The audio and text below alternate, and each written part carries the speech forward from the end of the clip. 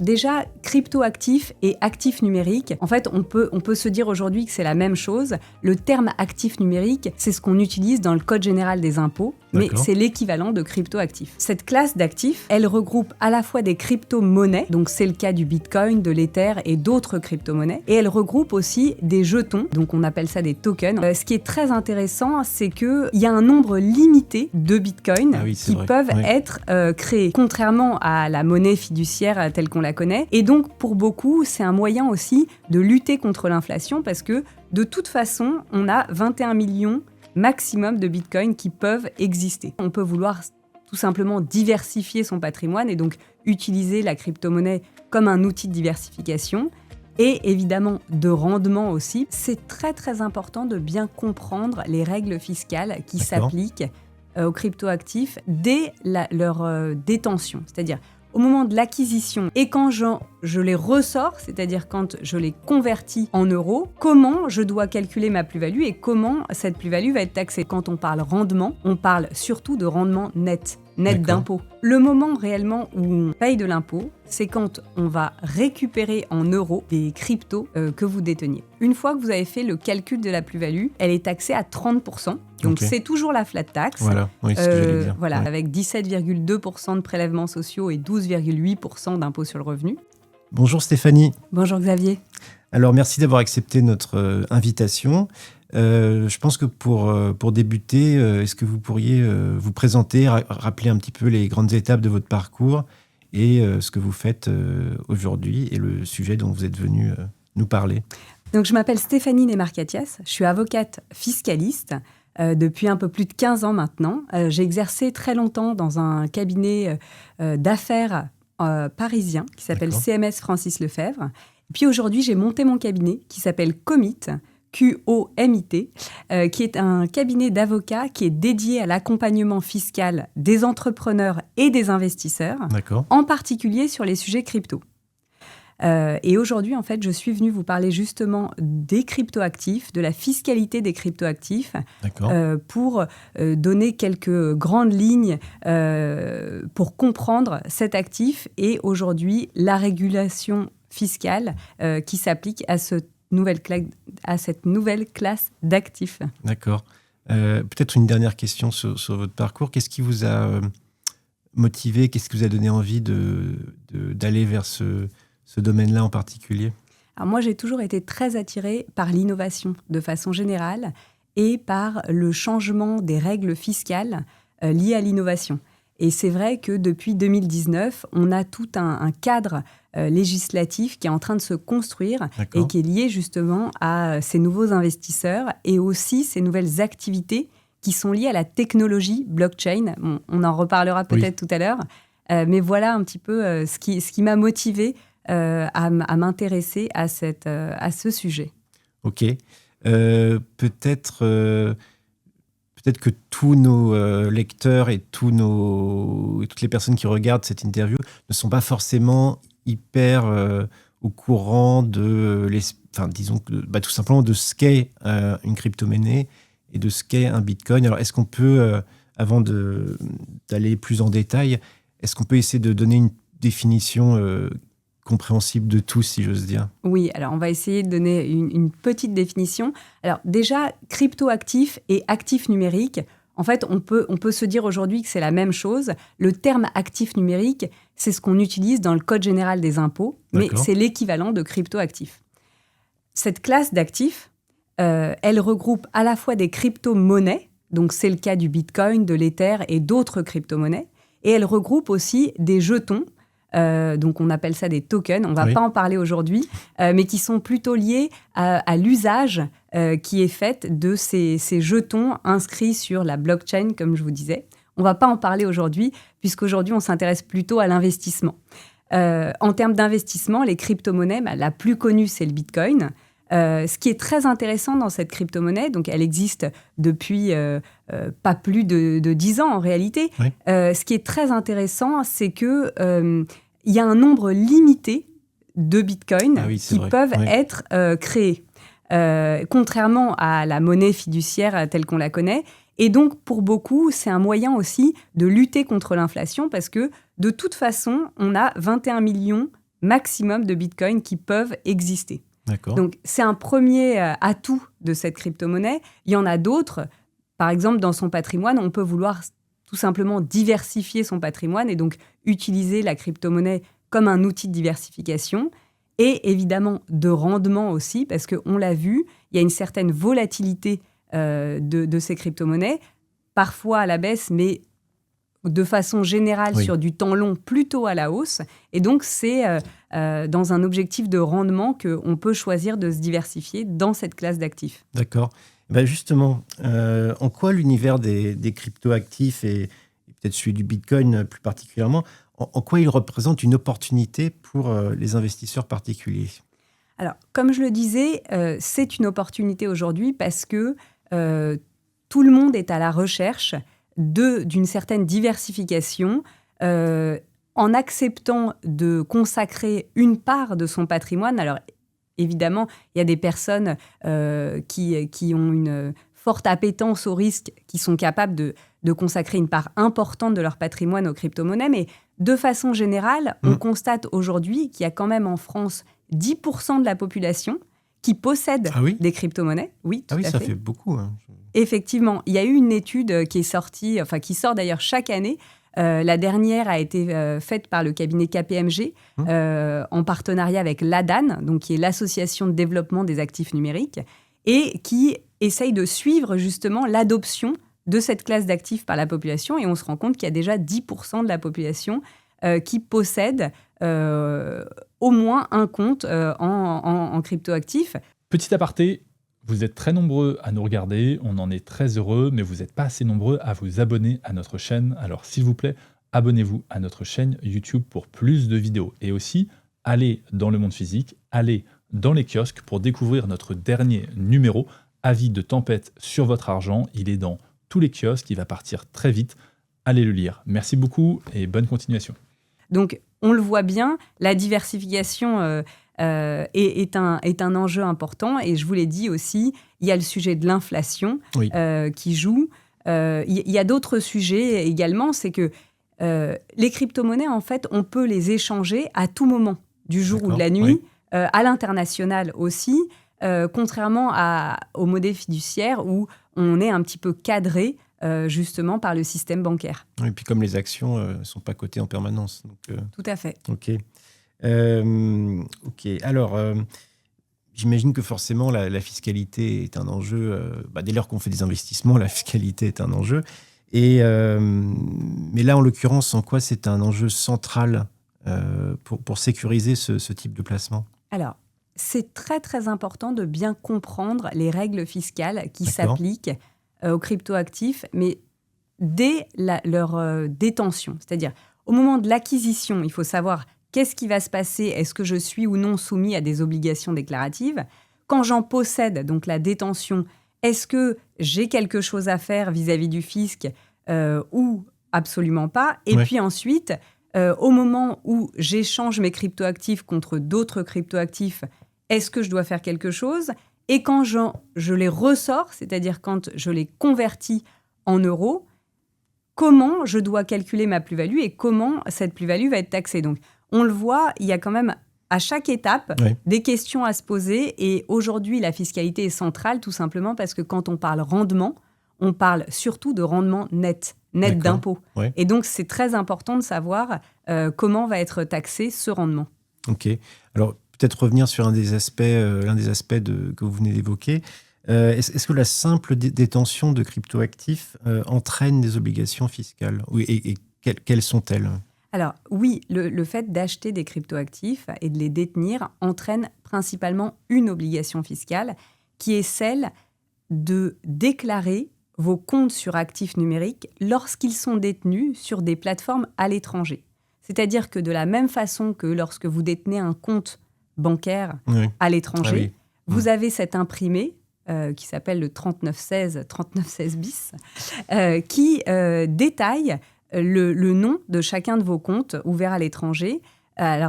Et je précise qu'il ne détaille pas le montant des cryptoactifs que vous détenez, mais bien le nom de la plateforme. L'existence. Exactement, l'existence. Et c'est très important, cette obligation déclarative, parce que Si vous ne la faites pas correctement, vous risquez des pénalités. Oui, j'allais vous demander, est-ce que c'est des pénalités importantes ou... Alors, c'est des pénalités autour de 1 500 €. D'accord. Mais ce qui est important, c'est qu'elles s'appliquent par compte non déclaré et par année. Donc, ça veut dire que si vous avez ouvert un certain nombre de comptes, qu'on appelle wallet, portefeuille, en crypto, eh bien, vous allez à chaque fois devoir déclarer chaque compte, sinon vous risquez des pénalités. Ok, bon, bah c'est bon à savoir. Et alors, si la valeur de mes cryptos augmente, dois-je payer de l'impôt ? Alors, c'est ce que je vous disais tout à l'heure, c'est qu'une fois qu'on a passé cette phase d'acquisition, eh bien, on a des fluctuations de valeur de ces crypto-monnaies.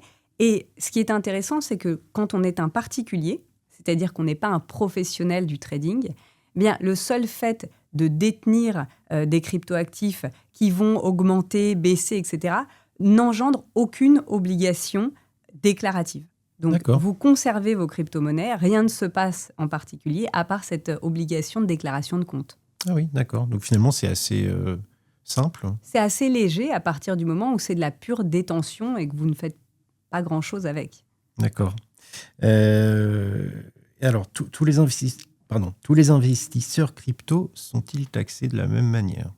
Alors non, tous les investisseurs crypto ne sont pas taxés de la même manière. Je l'ai dit tout à l'heure, il y a une vraie distinction à faire entre des non-professionnels et des professionnels. Okay. Le régime fiscal qui s'applique dans chacune de ces situations est complètement différent, étant précisé que pour identifier qu'est-ce qu'est un professionnel, il va falloir analyser beaucoup de critères, certains critères qui sont plutôt quantitatifs, par exemple le nombre d'opérations que vous faites, les montants qui sont investis, quelle est la proportion entre votre rémunération classique et les gains que vous retirez des cryptos. Donc ça, c'est des critères quantitatifs. Il y a aussi des critères qualitatifs qui sont liés à votre profil, par exemple votre formation, etc. Et une fois qu'on a déterminé si vous êtes un professionnel ou non professionnel, eh bien là, les régimes fiscaux qui s'appliquent ne sont pas les mêmes, je vous l'ai dit. Je pense qu'aujourd'hui, on s'adresse plus particulièrement à des non-professionnels. D'accord. Et donc, on va rester justement sur ce régime-là, qui est en réalité très intéressant en France, puisque quand vous faites des échanges entre crypto et crypto, c'est-à-dire vous échangez par exemple un bitcoin contre des Ethers, eh bien là, ça n'occasionne pas de déclaration d'impôt.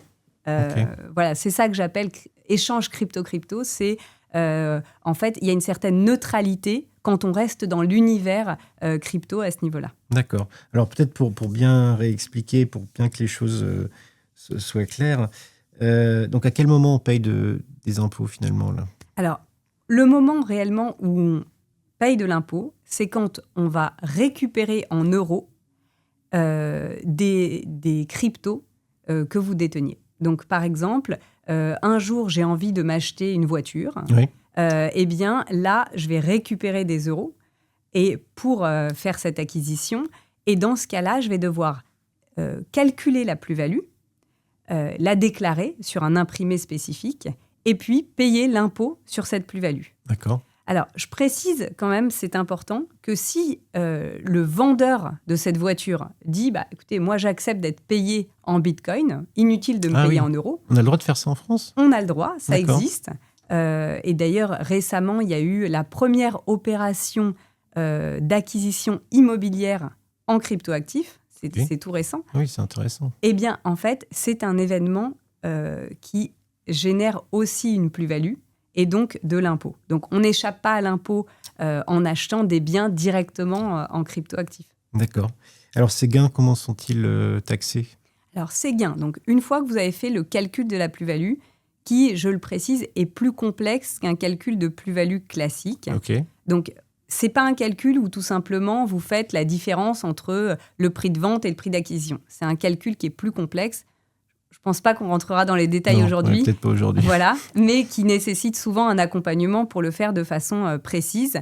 Eh bien, une fois qu'on a calculé cette plus-value, elle est taxée à 30%. Donc, c'est toujours la flat tax. Voilà, oui, c'est ce que j'allais dire. Voilà, donc toujours cette fameuse flat tax avec 17,2% de prélèvements sociaux et 12,8% d'impôt sur le revenu. Et donc, qui va s'appliquer. Et puis, je dirais, dans certains cas, pour des ménages aisés qui ont un revenu fiscal de référence important, on peut avoir des contributions additionnelles. Alors, on avait la contribution exceptionnelle sur le revenu qui est plus si exceptionnelle que ça. Puis, on a une nouvelle contribution plus récemment.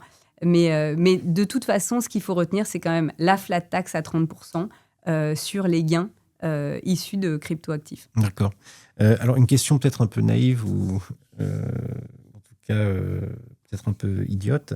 Quelqu'un qui passerait son temps à acheter, vendre plusieurs fois par jour des bitcoins, est-ce que au moment de devoir déclarer tout ça, ça ne devient pas hyper compliqué ?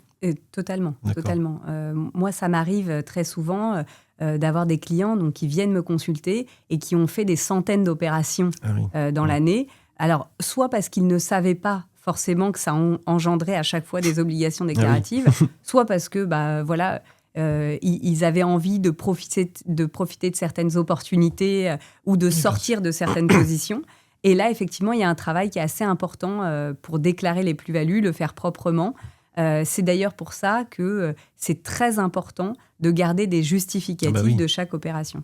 Et donc, imaginons que, moi, personnellement, imaginons que je fasse 100 opérations dans l'année. À quel moment je les déclare ? Comment est-ce que je m'organise ? Alors, quels sont vos conseils pour ne pas s'y perdre et pour ne pas faire n'importe quoi, finalement ? Alors, ce qui est assez pratique, c'est que la déclaration, elle se fait au même moment que la déclaration de vos autres revenus. Donc, en avril-mai, chaque année, vous faites votre déclaration et c'est à ce moment-là que le calcul des plus-values s'opère. Donc, le moment, c'est celui-là. La différence, je dirais, c'est qu'on ne va pas être aidé par les banques, par exemple, qui nous envoient des IFU où on n'a qu'à reporter un montant.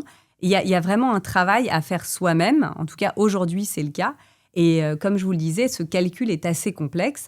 Donc, ce qui est très important, c'est récupérer tous les justificatifs au moment de chaque opération. C'est toujours beaucoup plus difficile de retrouver des justificatifs d'opérations de l'année passée plutôt que de les accumuler au fur et à mesure. Et 2, prendre attache auprès d'un avocat fiscaliste si on en a besoin, si le volume des transactions le nécessite, pour aider à faire ce calcul proprement, étant précisé que c'est vrai qu'on a une augmentation très importante des contrôles fiscaux sur ces sujets-là. D'accord. Donc, c'est peut-être quelque chose...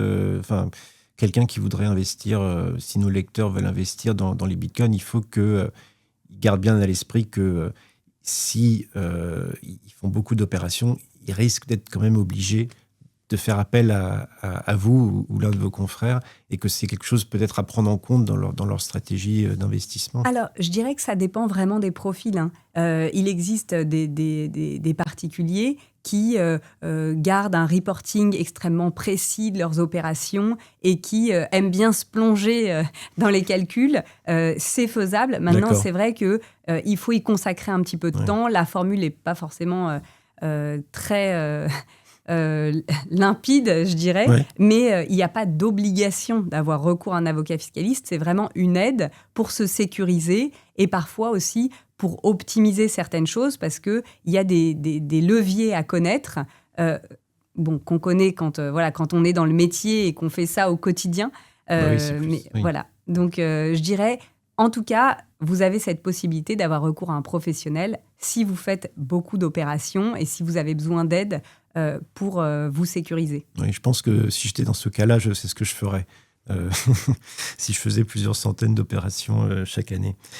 Si on revient un petit peu plus à la vie quotidienne, si je paye, si j'achète un bien avec une carte de paiement en crypto, alors là, d'un point de vue fiscal, qu'est-ce qui se passe ?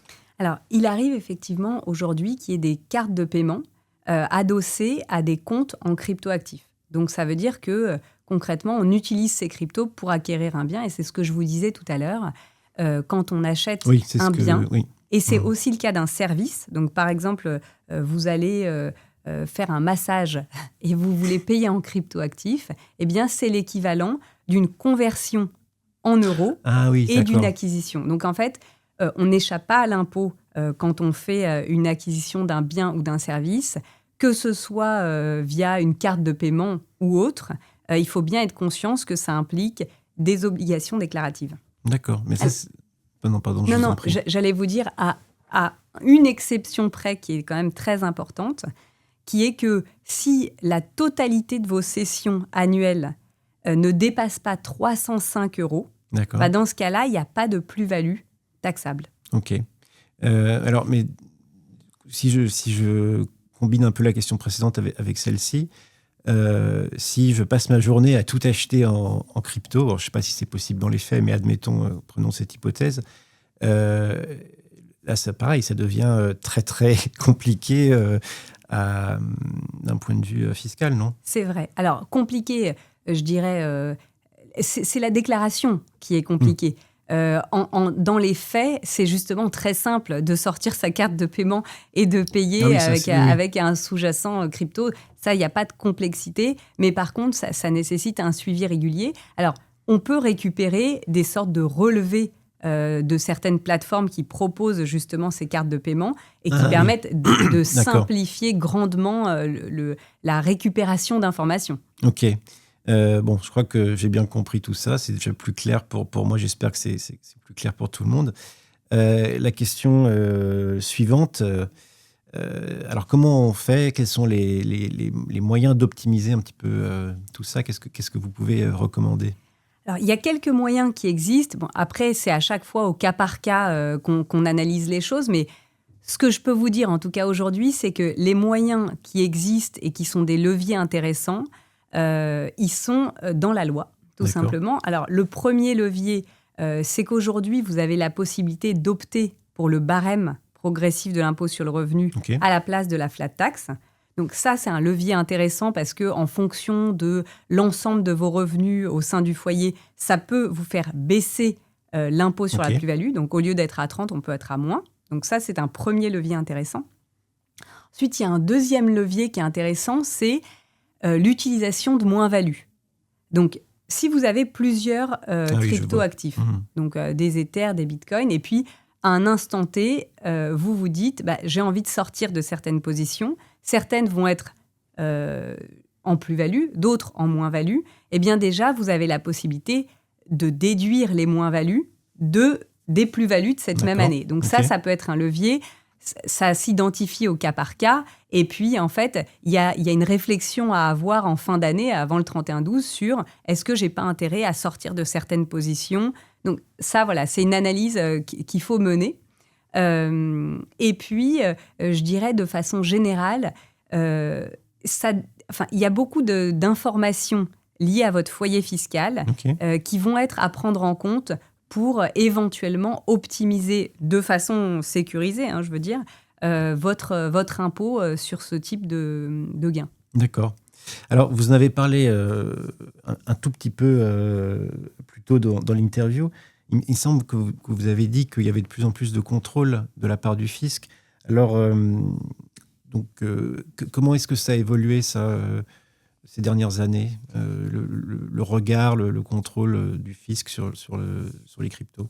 Alors, je dirais que le regard du fisc, il y a quelques années, la crypto, c'était un petit peu une bête curieuse. Oui. Donc maintenant, comme je l'ai dit, il y a de plus en plus de personnes qui ont des comptes crypto, donc ça se démocratise. Donc on a des échanges de plus en plus fluides avec les services fiscaux. D'accord. Évidemment, ça dépend des services, ça dépend des vérificateurs. Mais en tout cas, ce qui est clair, c'est qu'aujourd'hui, le fisc dispose de beaucoup plus d'informations qu'auparavant pour croiser les données. Donc, qu'est-ce que ça veut dire ? Ça veut dire qu'auparavant, c'était essentiellement un système déclaratif, c'est-à-dire que les contribuables déclaraient un certain nombre d'informations et le fisc pouvait les vérifier s'il s'intéressait à ce foyer fiscal. Bien sûr. Aujourd'hui, en fait, il y a énormément d'informations qui sont directement envoyées aux services fiscaux, donc soit par les banques, soit par les plateformes, soit tout simplement par ce qu'on appelle le data mining, c'est-à-dire la recherche de données et l'analyse par des IA, qui vont justement occasionner davantage de contrôle. Et on le constate d'ores et déjà aujourd'hui, ça va s'amplifier. Ok.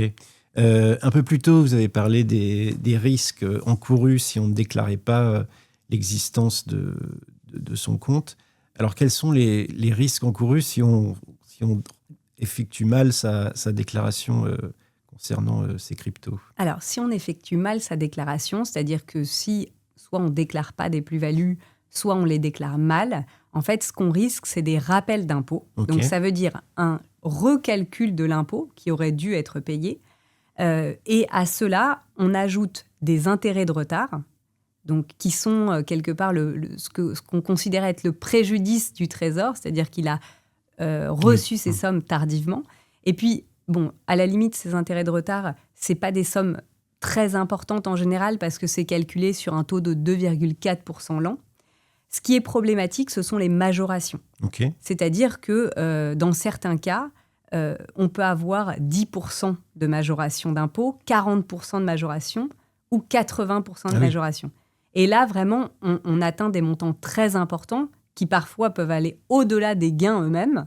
Et ces 10%, 40% ou 80% dépendent de la gravité de la faute selon les services fiscaux. Est-ce qu'on est sur un simple oubli? Est-ce qu'on est sur un oubli volontaire? Oui, parce qu'il y a le droit à l'oubli. À l'erreur, le droit à l'erreur. Oui.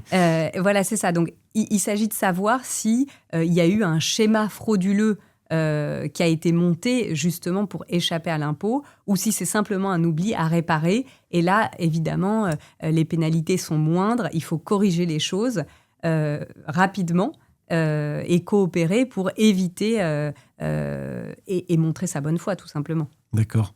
Alors, toutes ces explications sont très claires. Moi, j'ai appris plein de choses. Malgré tout, il y a peut-être des gens qui encore sont réticents à investir dans les cryptos. Qu'est-ce que vous pourriez... parce qu'en plus, on a évoqué un petit peu toutes les obligations que ça engendre.